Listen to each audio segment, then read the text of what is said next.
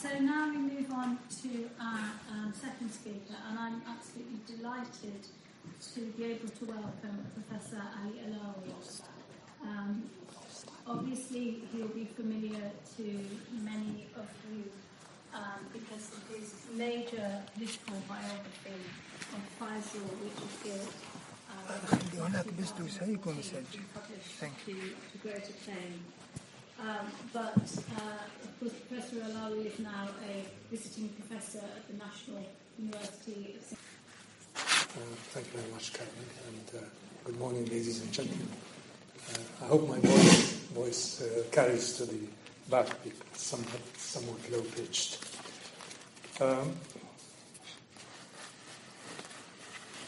I think it is probably impossible to talk about the Arab position, as it were, on the Arab Revolt and Arab aspirations to statehood, or Arab nationalism, without delving somewhat into the past of relationship between the Arabs and other nationalities within the Ottoman Empire.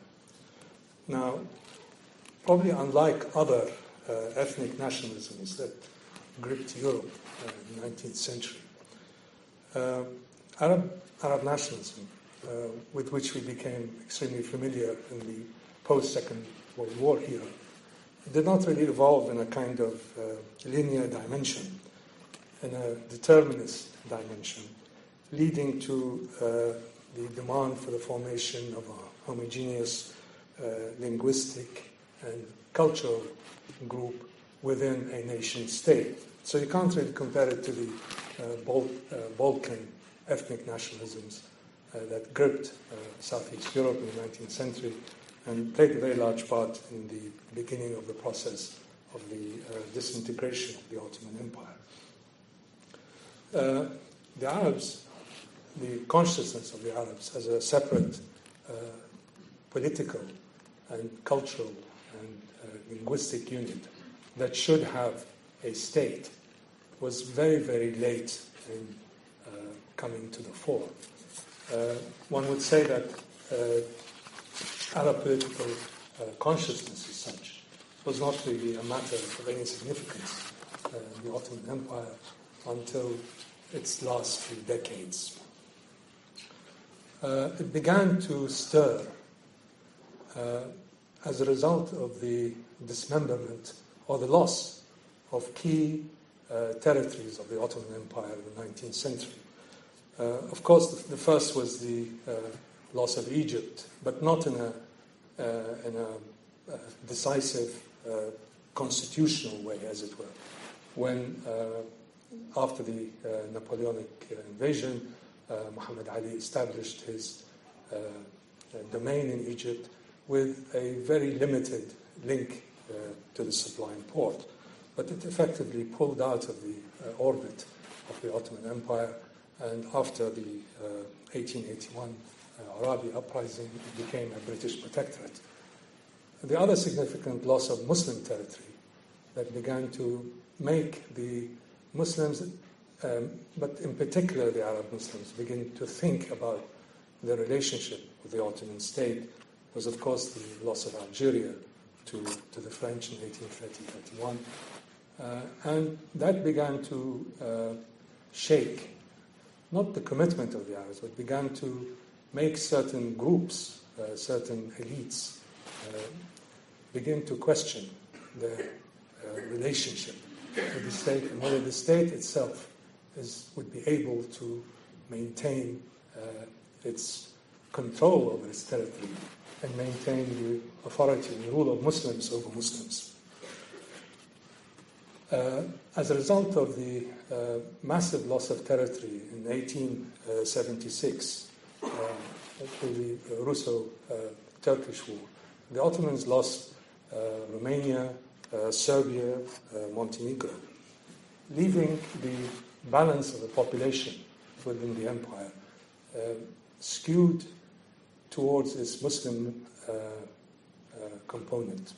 Prior to the loss of these very large territories in the Balkans towards the late of the 19th century, the composition of the Ottoman Empire was balanced, as it were, between the major religious groups. But with the loss of these large territories, mainly Christian, Orthodox Christian territories, two independent states, the empire's population mix began to shift dramatically in favor of its Muslim component. The Russo-Turkish War of 1876 coincided with the rise or with the installation of Sultan Abdul Hamid. Now, he has had a particularly bad press. He's known as all kinds of epithets have been attached to him. But in reality, in spite of being of a very eccentric nature, he was also, in many ways, a formidable ruler. And he began the process of reimagining or reconvening or reconfiguring the Ottoman Empire more towards its Muslim component. And he built it on three major props. The attempt to rejuvenate the empire in order to stem the loss of land and territory. One is he built or rebuilt a strong authoritarian centralized state. The other pillar is that in spite of his apparent authoritarian or autocratic tendencies and his use of secret police to cement his rule, he also had a policy of economic development and economic growth. In the period of his rule, which lasted into the beginning of the 20th century, the Ottoman Empire underwent really a massive economic transformation. But the third leg of his rule was Pan-Islam.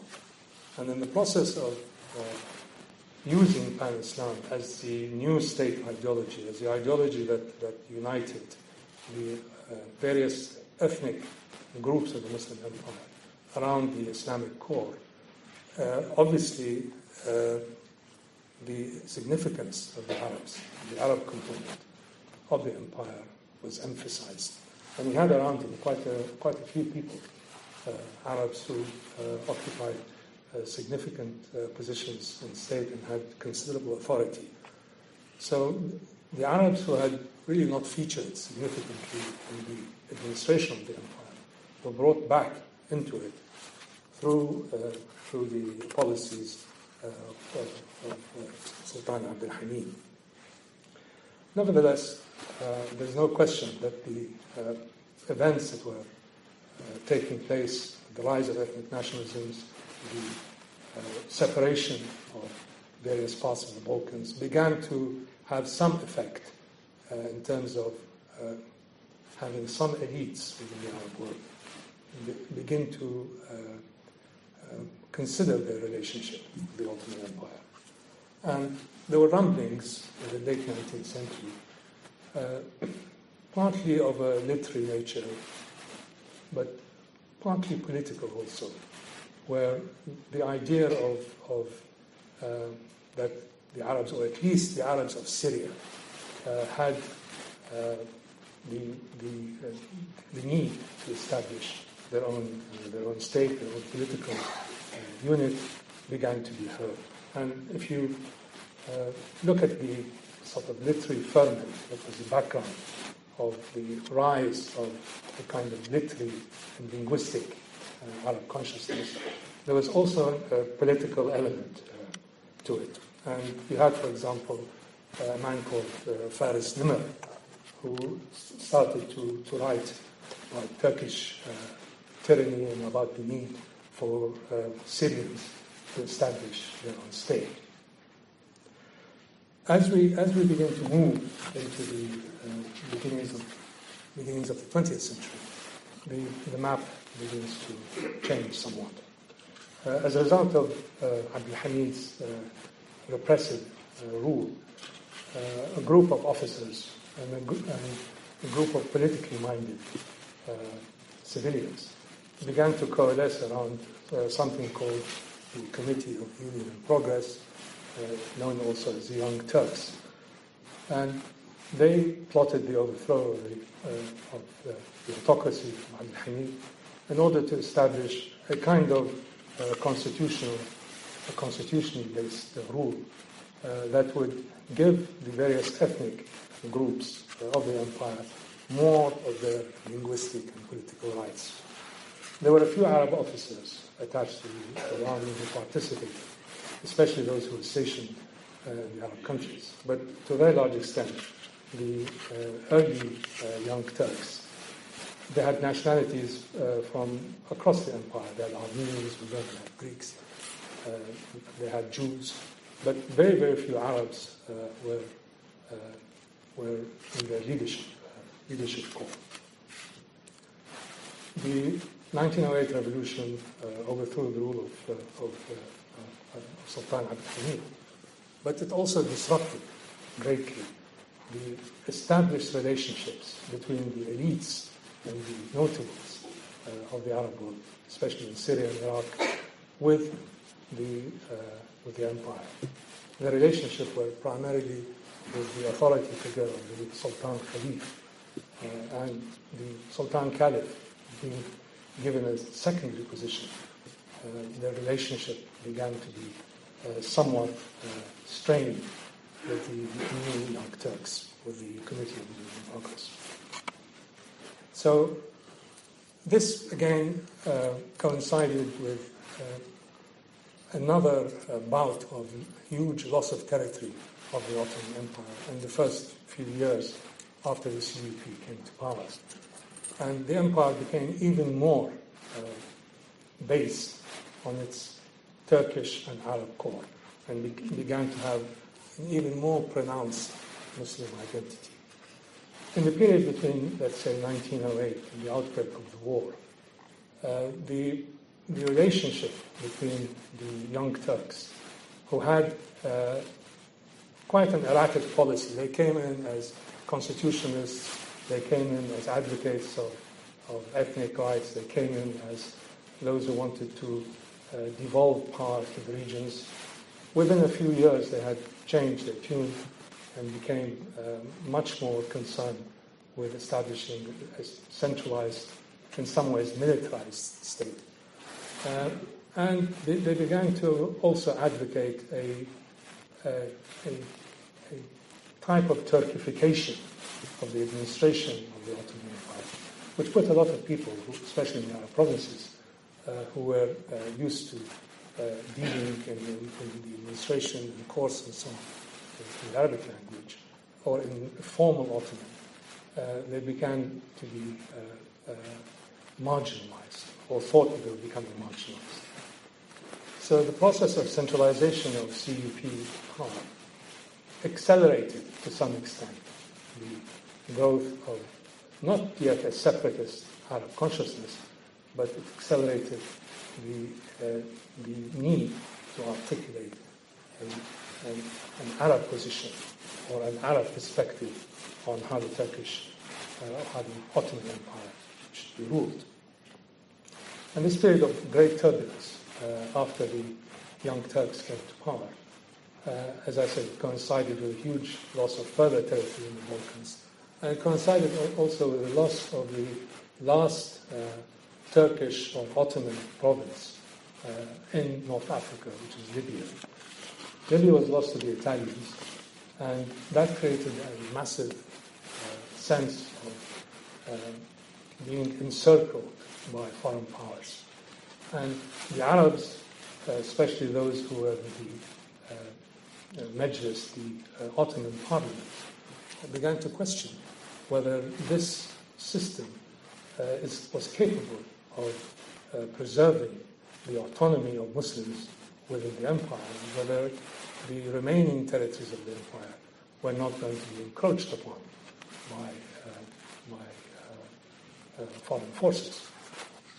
So, if you look at the debates in the Ottoman Empire, in the Ottoman Parliament, in the period between, let's say, 1910 to 1914, a number of issues emerged that had a specific function, a specific purpose that motivated the Arab members of Parliament. One of them, as I said, was the loss of Libya and whether the state, as it's presently configured, could defend the empire against encroachments. Another one, of course, was the beginning of the large-scale, at that point it was still limited, but a significant movement of European, East European Jewry to Palestine. The Zionist project was an issue that united most of the Arab MPs, in fact all the Arab MPs in the Ottoman Parliament. And they wanted to have a state and a role in the state and a voice in the state to address these other issues. A third issue that emerged was the increasingly significant British commercial interest in Mesopotamia, which began to raise the issue whether the Ottoman Empire was losing control over its economic resources. So, if we look at the map of the Ottoman Empire, sometime around, let's say, 1913, 1914, before the outbreak of the war, you would not find any significant demand for a separate Arab state. You would not find a significant demand within any serious group, including those in the military who had formed secret societies and certain intellectuals and literary figures who formed civilian-based secret societies. One of them, the most famous ones, was called the Al-Fatat. This was founded by leading intellectuals, Arab intellectuals and students in Paris. And the counterpart of that in the military was called Al-Ahad, which Eugene referred to earlier. Most of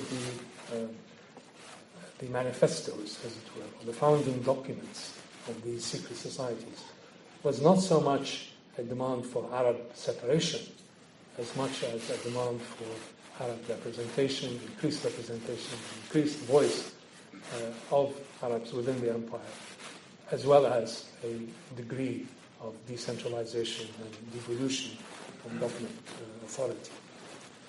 But in terms of a demand for dismemberment of the Ottoman Empire, this was nowhere to be seen, except through proclamations by marginal groups here and there.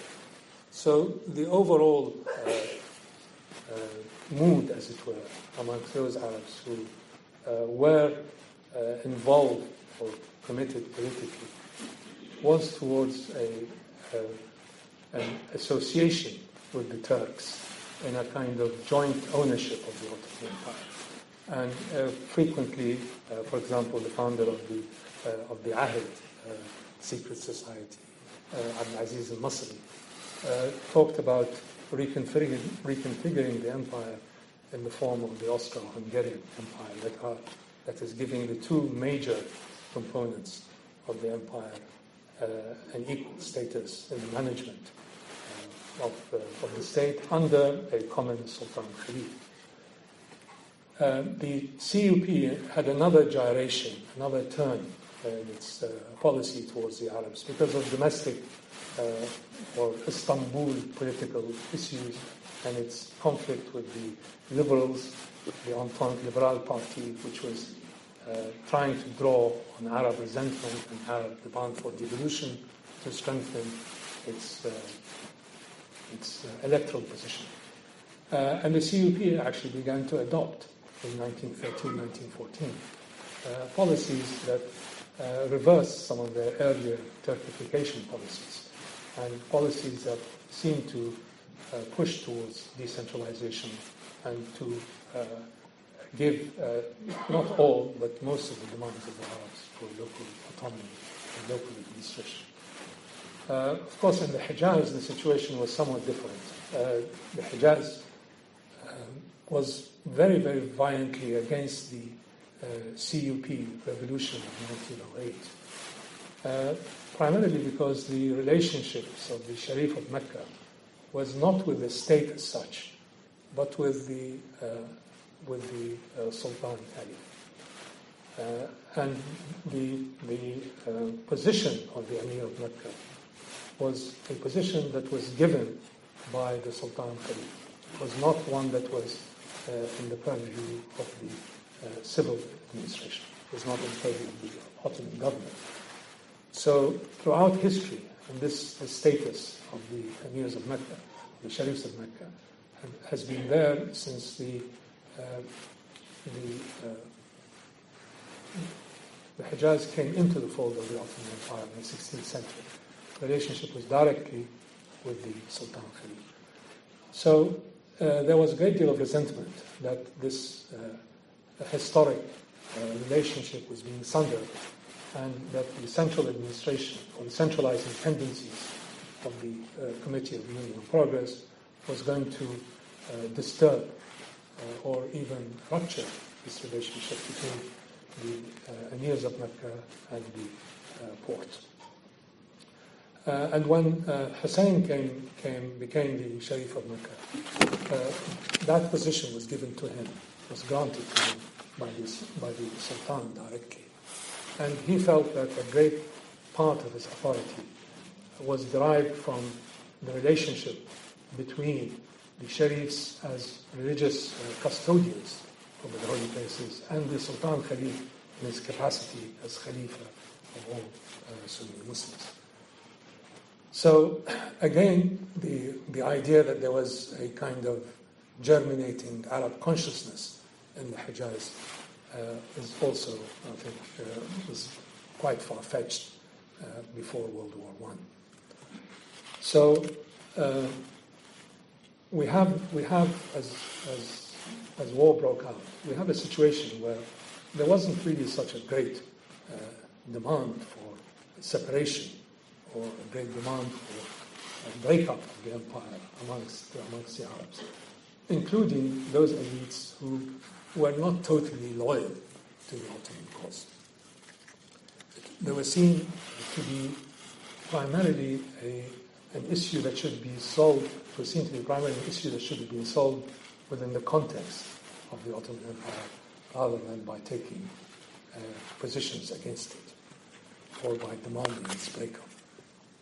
When war broke out, obviously the circumstances greatly changed, and the exigencies of war and the demands of war began to accelerate the process of a burgeoning Arab consciousness, as it were. Even so, in the early days, there was considerable hesitation on the part, for example, of the Emir of Mecca, Sharif of Mecca, not to support the Ottoman cause in the war, but to question whether going to war was necessary. A lot of the risks that Sharif Hussein pointed out to the Ottomans at the beginning of the war did in fact transpire, that this war was ill-conceived, that taking a position against the Allies would lead to a disaster if there was defeat. And quite a wise and considered response to the Ottoman declaration of war. So one of the factors, as it were, that stopped the Emir to declare jihad was, I think, his fear that this was going to end badly. And that dovetailed also into the increasing tensions between the triumvirate that was now ruling Istanbul, Anwar Pasha, Talat, and Jamal, and the rulers of the Hijaz. There is very strong evidence, and I think Eugene mentioned it, that that the CUP was determined to cut the wings, as it were, of the Sharifs of Mecca, and even to depose and kill them. That was the war pushed these issues to the fore. And as the war progressed, the fear that the Ottomans or the triumvirate in its policies was going to push the empire to disaster, there was serious concern what was going to happen to the Arab provinces. At that point, around 1914, the Ottomans suffered a massive military defeat against the Russians in eastern Anatolia. And there was genuine fear that the Russian armies would move into eastern Anatolia and reach the Arab heartlands like Syria and Iraq. What would happen to the Arab populations if the empire broke up as a result of military defeat? And nearly all the secret societies, when war broke out, declared their loyalty to the Ottoman Empire. Al-Fatah had a proclamation which said that we have to lay all of our differences aside between us and the Sublime Porte and concentrate on preserving the integrity of the empire, because that's where we reside. We're now defending our homeland. Of course, the subtext of that was that the CUP and the triumvirate gives some credence and gives some weight to the demands of the Arab intellectual elites and the secret societies for reform and change.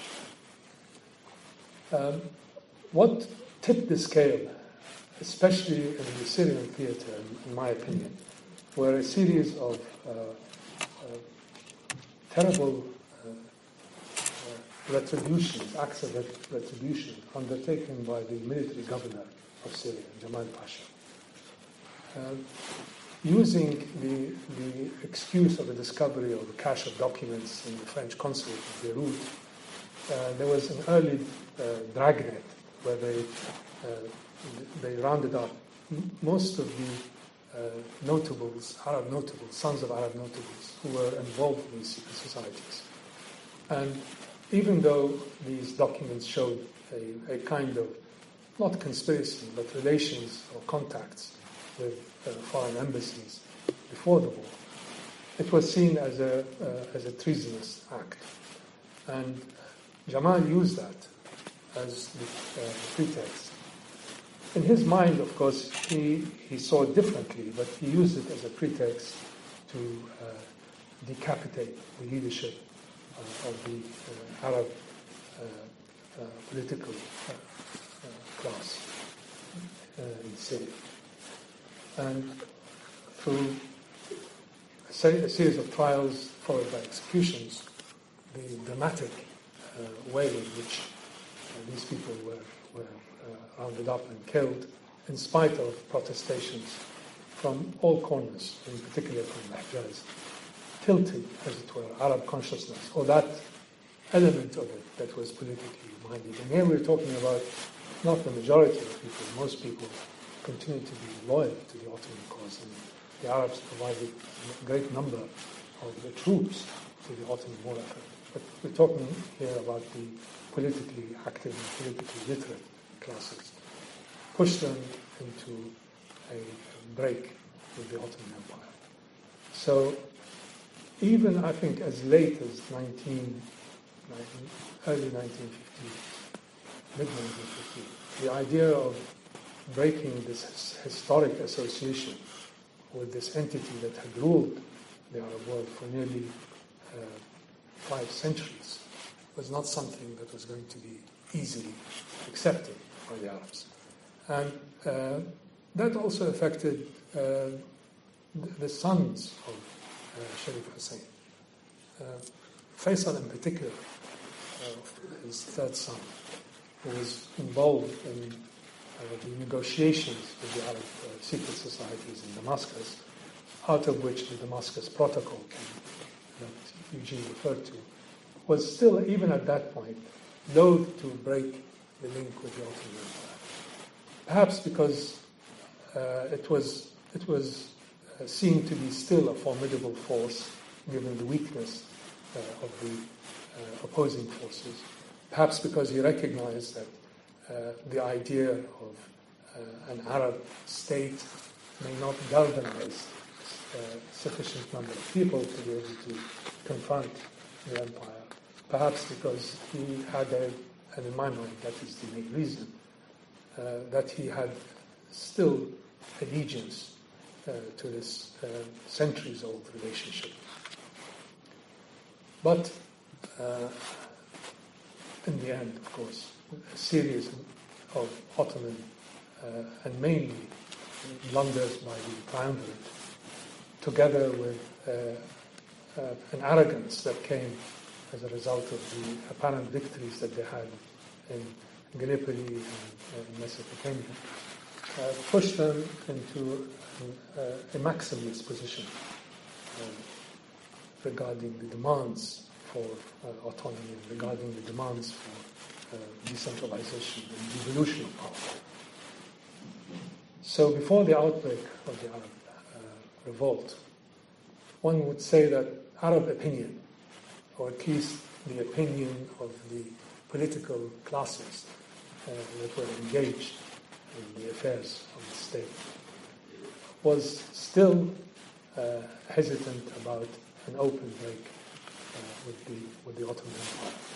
There was also a very large group of people who insisted on continuing loyalty to the empire.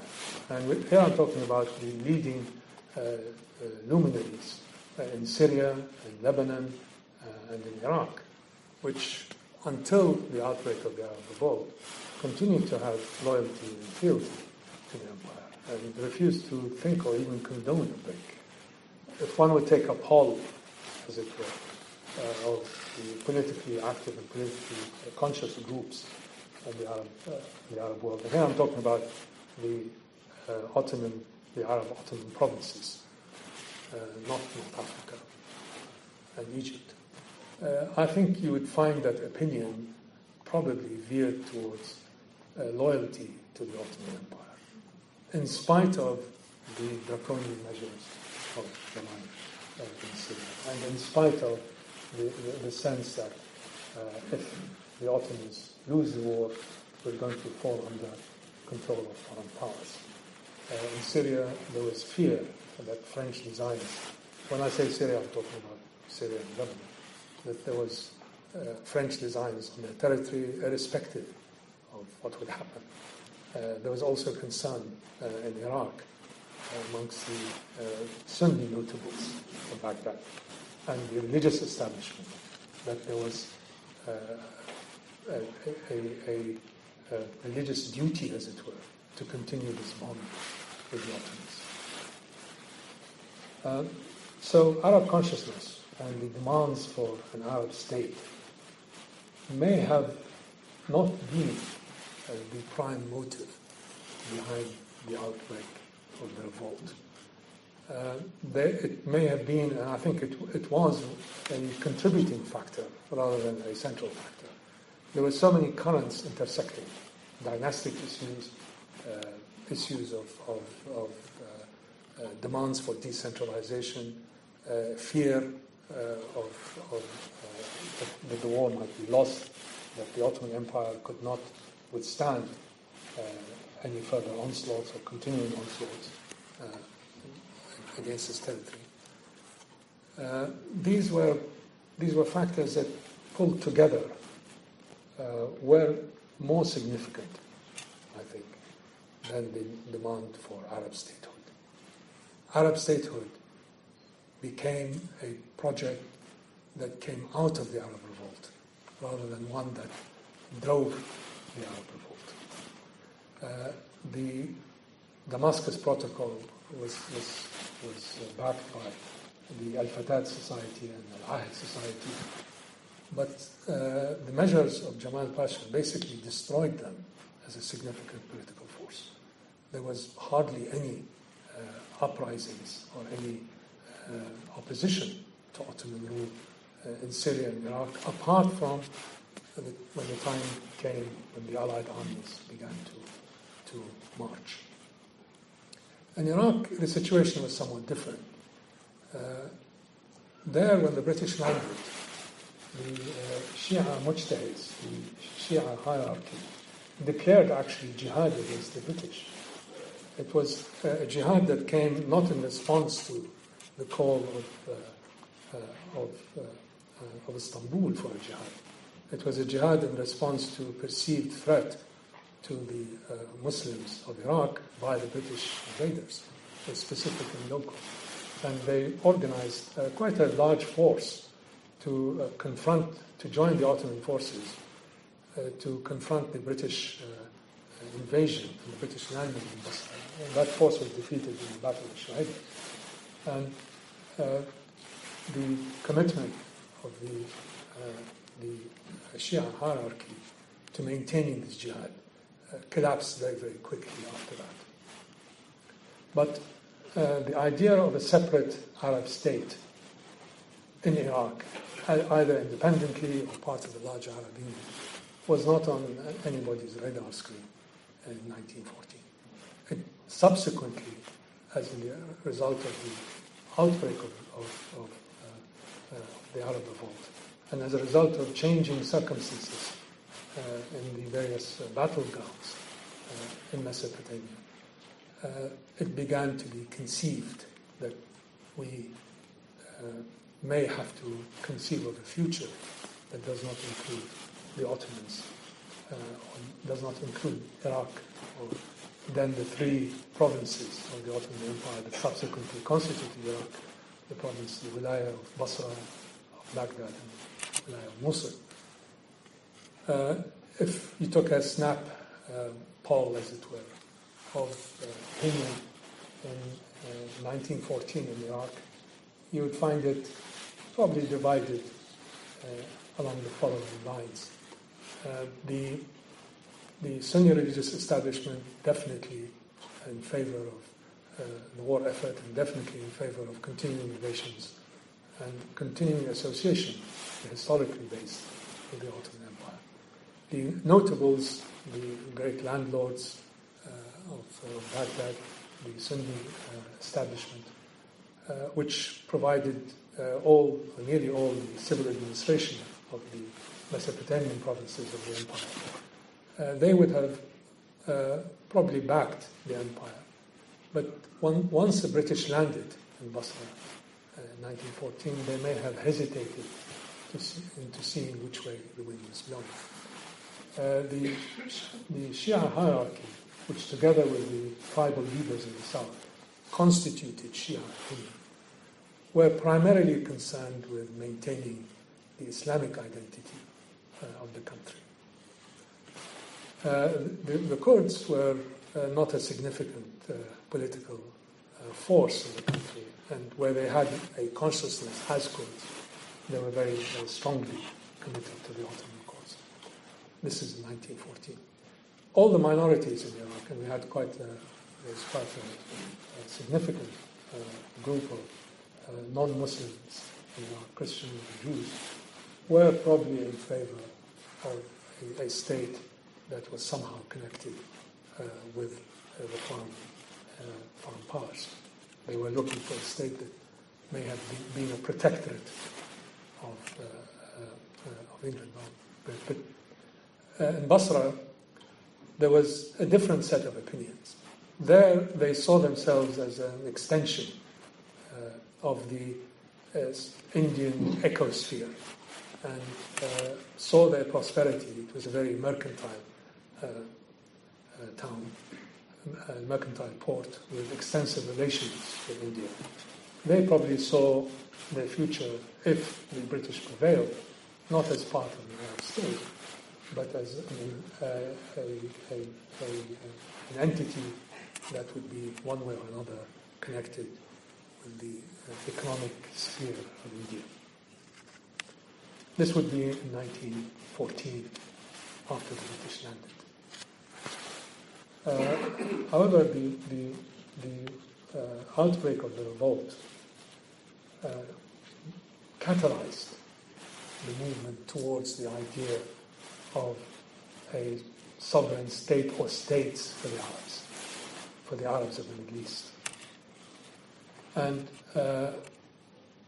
throughout the revolt, there were still some forces that saw the possibility of reaching or striking a deal with the Turks.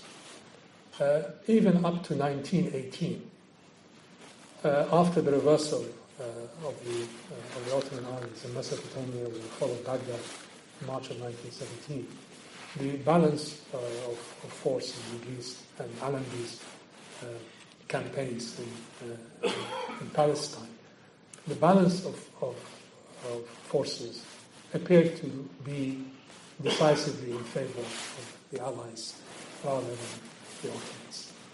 And people thought that in these moments of weakness, perhaps we should reopen discussions with the Turks to see whether we can envisage a post-war order or an order that would meet the Arab demands and would meet the Arab call for decentralization within a reconfigured Ottoman Empire, perhaps along the lines of the dual monarchy of Austro-Hungary. And the Turks also, or the Ottomans, let's call them that, as a result of the serial defeats that they had in Palestine and then in Iraq after General Maud took over the campaign, began to put out peace feelers, or feelers to Faisal, that we should reconsider our hostility to each other and state your demands as to what you want in order for the Arabs to switch sides. Now, many historians don't really give much weight to that in terms of there being a chance or a likelihood of it being effective. But it shows still that there was a continuing, I won't say attachment to, but a continuing sense that the political future of the Arabs could be partly constructed around a relationship with the Turks and a reformulated empire. These negotiations ultimately led nowhere. And as we enter the last year of the war, other factors come into play. It was clear that the Ottoman Empire was going to be dismembered. It was clear that the empire, as it was had been previously constructed, was going to be replaced by something else. And there were various formulations as to what should be the successive states to this. The one that was most articulated was the Damascus Protocol, in the sense that it had specific geographic boundaries and made certain exceptions but these exceptions were seen to be of a temporary nature. And this conceived of Arab statehood in terms of a contiguous political unit, perhaps run centrally by a king. That was a realizable project as conceived by the members of the Arab nationalist groups and as accepted by as an important negotiating platform by Sharif Hussein. So the Damascus Protocol conceived of an Arab state that was unified and unitary in some measure. In 1917, the Ayatollahs of Najaf, again fearful that the Mesopotamia, or it was called, it was then called Iraq, was going to fall under British rule, began to consider the possibility of an Arab state under one of the sons of Sharif Hussein.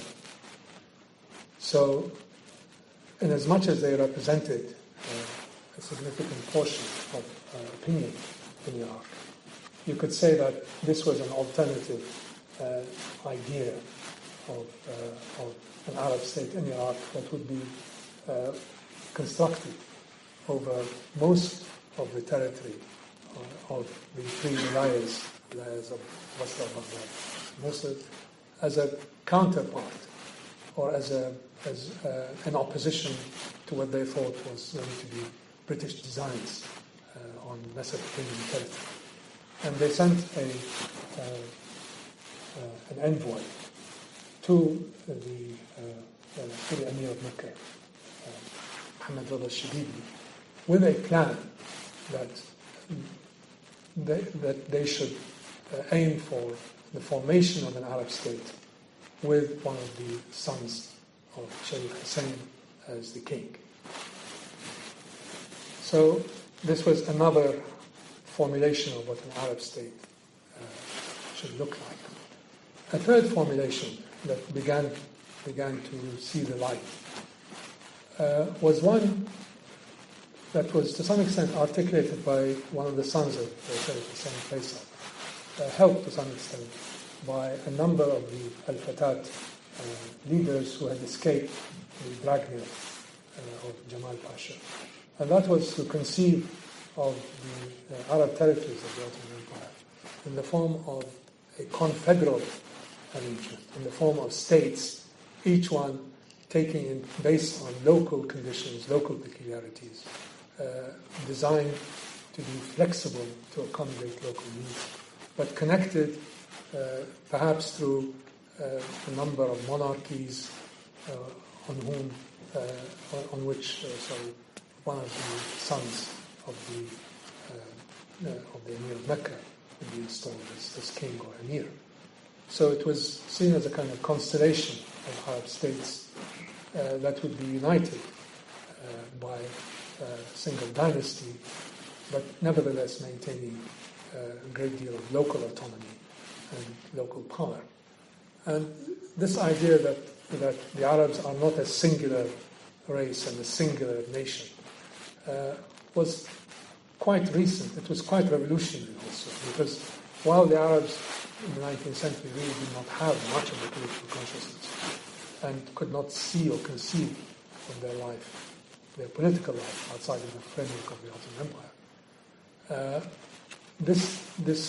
this highly nuanced version of it, that the Arabs have many features in common, should have some kind of loose arrangements between themselves, were sufficiently distinct so as not to be tied to other ethnicities in an empire, but nevertheless taking into account local considerations, for example, the fact that Lebanon had a large number of Christians living in it, that Iraq was composed of various ethnicities and various sects, and that there were other minorities in Syria itself that would, in order to be co-opted, as it were, into the Arab frame, should be given local rights, was something that was quite new. And in some ways, you can call this the Faisalian conception of Arab statehood. So, coming towards the end of the war, this was the kind of processes that those who were politically active were beginning to conceive of as a post-war order for the Middle East. As the war came to an end, a large number of officials, Arab officials, who were associated with the administration of the Ottoman Empire, or who had actually fought on the side of the Ottoman Empire, sometimes very, very courageously and valiantly. A famous case being Yasmin Hashim, who went on to become a prime minister in Iraq. They were loyal to the last hours of the empire. And the Arab troops who composed quite a significant portion of Ottoman forces, not the majority, but a significant portion of some of the units, few of them mutinied. But as the end became inevitable, they switched, I would say, en masse to the idea of Arab statehood. So the final rupture in which the Ottoman Empire could be conceived of as a home for Arabs probably took place with the defeat of the Ottoman Empire. If the empire had some, counterfactuals or something else, but I believe that if the empire had saved itself from entering the war, or did not enter the war, or had not been militarily defeated, it would have been, I think, quite difficult to conceive of Arab statehood as emerging out of these three currents that I had mentioned. So, of course, the Allies had different views as to what should be the successor order to the Ottoman Empire in the Middle East. And the two sort of 800-pound gorillas in the room were the Sykes-Picot Agreement and the Balfour Declaration, which really ran coaches and horses to whatever idea of statehood was evolving. There was a period after the war for about 18 months to 2 years when some of these ideas were tried in practice, but really could not withstand the onslaught of Western imperial designs in the Middle East. The first one is the Arab government that was established by Faisal in Damascus. This has had a bad press as a ramshackle, disorderly, chaotic affair. But it was a kind of state which could, if it had consolidated itself, become a prototype of the confederal arrangements that Faisal had in mind for the post-war order. Even within the Arab government, the centrifugal forces that pulled apart the idea, or the idea of a single Arab state, were at play within this Arab government, which was in reality a kind of administration tolerated by the British over parts of Syria. You had opinions divided three ways. The opinion of Faisal, which was a kind of pan-Arab entity, which would treat all Arabs who had converged on Damascus equally, was ranged against local notables who had supported the Ottoman cause throughout and were calling for some kind of, not going back to the status quo anthem, but some kind of Syria first approach.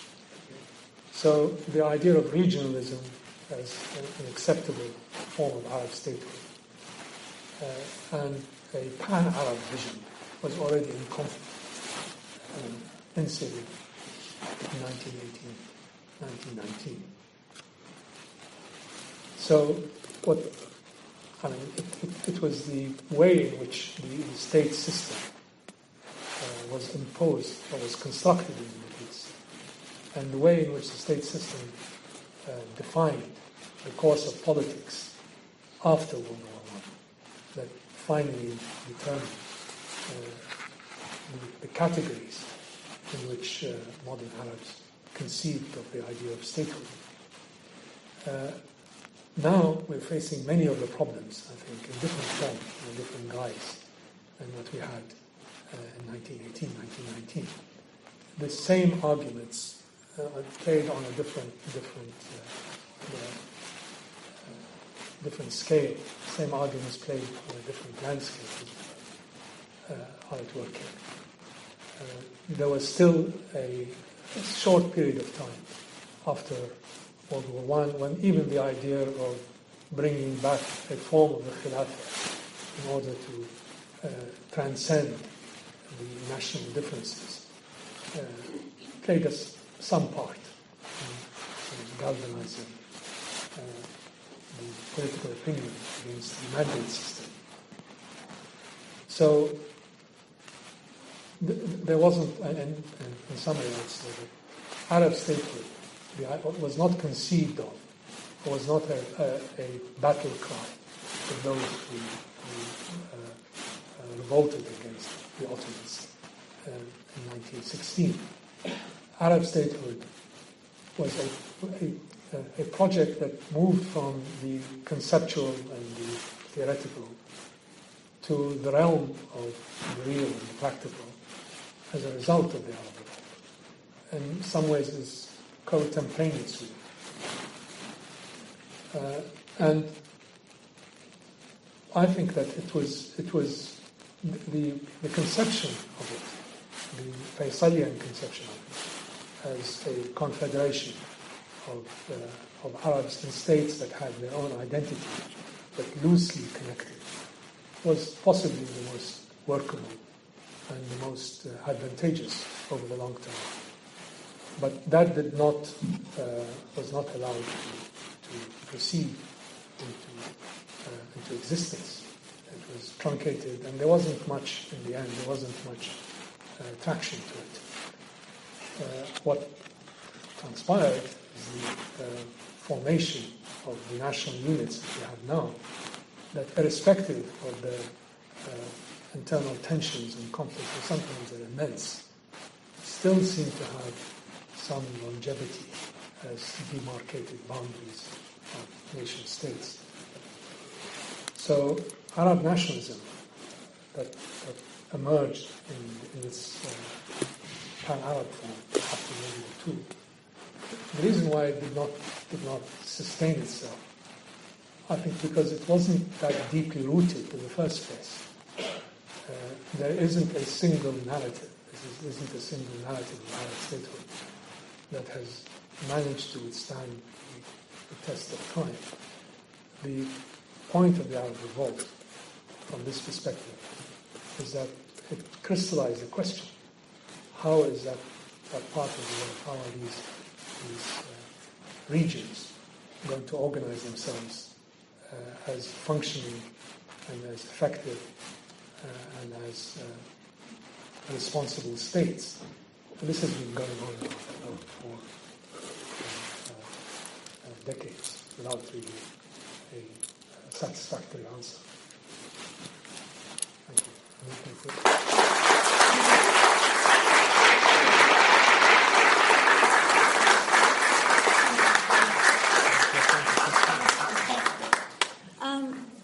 Well, thank you, Professor Allawi. That was a masterful lecture on the aspirations for statehood. Thank you so much. We do actually have time for a couple of questions if anybody would like to ask.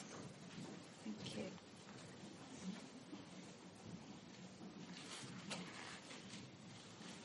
you. On what basis did they understand Arab nationalism? Are we looking at religion, language, conception of race? And how then does that break down in terms of the split between Sunni and Shia and rural and urban and all those other fractures of any society? That's a big question, I know, but... I think if you go back to race, of course, meant it was used quite commonly in 100 years ago, but not with the same connotations it has now. So all the proclamations talked about the Arab race. So I wouldn't really think of it in racial terms as such. By race, I suppose they mean ethnicity. I think it was conceived as cultural, linguistic, ethnic. It depends by whom. Obviously by the Christian protagonists of a literary Arabism. Religion was not a fundamental part, although they did assign to Islam a singular role in forming Arab identity. So religion has a part in it too. I think the sectarian nuances were very much underplayed in that period. I hardly came across in my researches any specifically sectarian context. Then some may have acted in a sectarian fashion, but not in the contemporary sense of the word. It was more a defensive measure. Amongst the Arab national movement that attached itself to Faisal, many were of various groups and sects and even ethnicities. They wanted to be close with them. So it was seen as a kind of ecumenical understanding of what an Arab is. Language, certainly, culture, certainly, religion, partly. Race, in terms of exclusivity, no. There was hardly a racial context to it, as in the sense that the Arabs are better than others or have a peculiar mission and so on. This is very much a post-World War II film. Federica, do we have time for one more? One? Yes.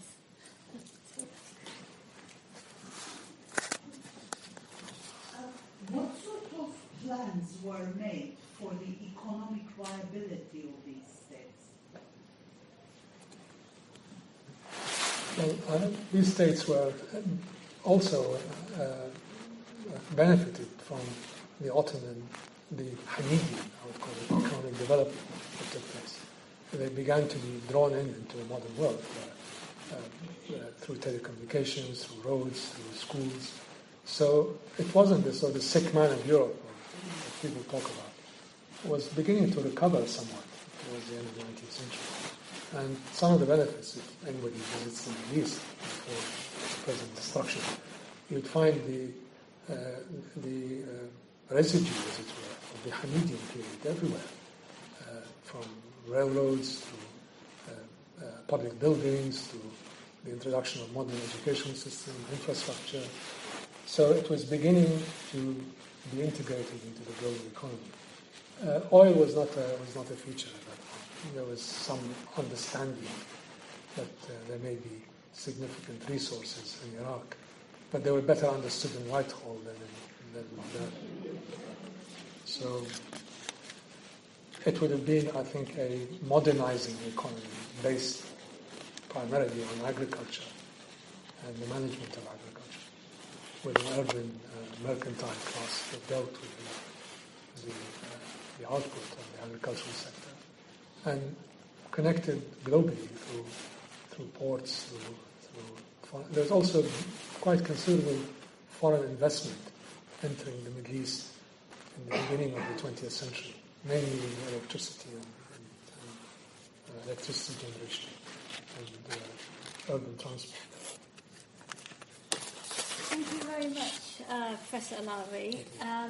And before I ask everybody to thank Professor Allawi again, I just have to, I think, say that people are not allowed to leave their personal belongings, any bags or anything, in here during the lunch break. So please, if you could remember to take all your bags with you, and we will see you back here at 2 p.m. But thank you so much, Professor Allawi.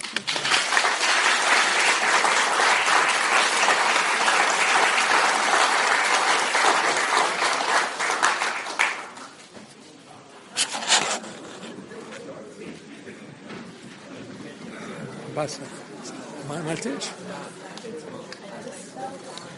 I would like to thank you. I'm the next speaker.